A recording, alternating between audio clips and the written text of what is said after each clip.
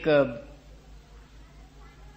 भिलाई में 1983 में आचार्य महाराज के साथ जब हम सब लोग वहीं से विहार करते हुए निकल रहे थे, तो एक व्यक्ति ने कहा कि मैं स्टील प्लांट में और इंक्वायरी के लिए मुझे नियुक्त किया गया है, 2000 रुपये मिलते हैं इस बात के लिए कि कोई भी स्टील प्लांट से कोई भी स्टील का एक पीस भी चुरा के बाहर न ले जा पाए, क्योंकि जो लेबर है वो थोड़े थोड़े से पैसे के लिए और कोई ना कोई स्टील का एक पीस चुरा करके ले जाता है, 5-10 रुपए उसको मिल जाते हैं। तो उस चीज के लिए उसे नियुक्त किया गया था। उसने मेरे से आके कहा कि महाराज बहुत दिक्कत होती है, मैं अगर ये लिख दूं कि ये यहां से इतना चुरा के ले गया, तो इतने स्ट्रिक्ट हैं स्टील प्लांट वाले कि वे फिर मेरे उस लिखे हुए को ही ठीक मान करके बिना इंक्वायरी किए और उस को नौकरी से बर्खास्त कर देते। तब मुझे लगता है कि उस व्यक्ति का वो पालन पोषण घर का कैसे करेगा, उसकी नौकरी ही चली गई। तो बहुत दया आती है। मैं जान रहा हूं कि ये चुरा करके ले जाता है, हर 2-4 दिन में और 2-5 रुपए 10 रुपए की चीज चुरा के ले जाता है, पर मुझे लगता है कि इसकी गृहस्थी मुश्किल से चलती होगी तब तो ये चुरा के ले जाता है। और अगर मैं ये लिख दूं कि ये चुरा के ले जाता है तो मन नहीं मानता, और दूसरी तरफ मन ये कहता है कि जिस बात के लिए तुम्हें 2000 रुपए मिलते हैं, जिस कार्य के लिए तुम्हें नियुक्त किया है, उस कर्तव्य को तुम पूरा कहां कर रहे हो, कितनी मुश्किल है।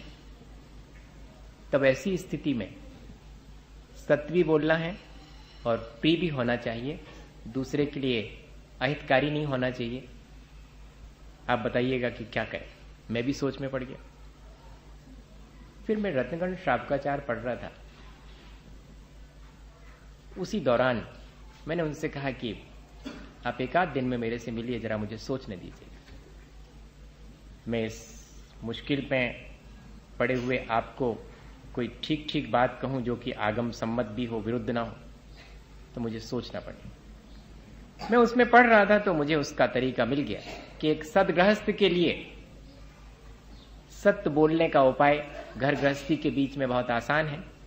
एक बार वह बोले गए झूठ को क्षमा करे, दूसरी बार वार्निंग दे, और तीसरी बार जो भी उसका पनिशमेंट होता है वो दे दिया जा सकता है।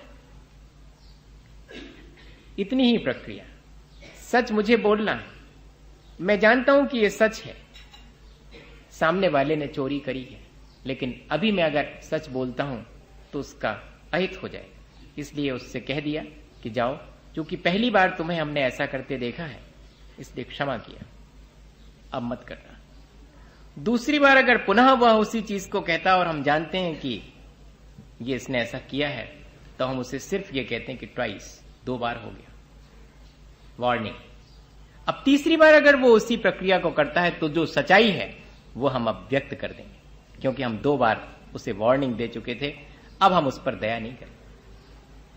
सच हम इस तरह से अपने जीवन में बोल सकते हैं। कठोर फिर भी नहीं होंगे, असभ्य वचन फिर भी नहीं बोलेंगे, दूसरे को पीड़ा देने का हमारा कोई विचार नहीं है। उसे शिक्षा देने के लिए तीसरी बार हमें जो सच्चाई है वो कहनी पड़ी। इतनी सावधानी क्यों रखने के लिए कह रहे हैं? ताकि हमारा अपना जीवन सच्चा बन सके। ऐसा यदि हमारा व्यवहार होता है, ऐसा यदि हमारा सोच होता है, भाव होता है, तो ही हमारा जीवन अच्छा होगा। वरना हम लोगों के साथ मजा यह है कि हम अपने बारे में दूसरा कोई सच बोले ऐसा पसंद नहीं करते, लेकिन दूसरे के बारे में जो कुछ भी सच्ची बात है वो हम कहना चाहते हैं। ये हमारा जो सामान्य रूप से एक आदत में, हमारे व्यवहार में आ गया है, वो हमारे जीवन को ऊंचा उठाने वाली चीज नहीं है। हम दूसरा क्या कर रहा है, दूसरा क्या नहीं कर रहा है, दूसरे को क्या करना चाहिए, क्या नहीं करना चाहिए, इससे पहले हम ये देख लें कि हमें क्या करना है और क्या नहीं करना है, तो ये अपने जीवन को अच्छा बनाने की प्रक्रिया होगी। सत्य की कसौटी ये है कि वो मुक्त करे। सत्य हमें उलझाता नहीं है, सत्य बोल करके हम मुक्त हो जाते हैं। वही सत्य समीचीन सत्य है जो कि हमें और दूसरे को मुक्त करता हो, बंधन में डालता हो, तकलीफ में डालता हो, वो सच नहीं है। और इतना ही नहीं, सच्चे मन से बोला गया झूठ भी सच है, वो झूठे मन से बोला गया सच भी झूठ है। ये सावधानी रखना।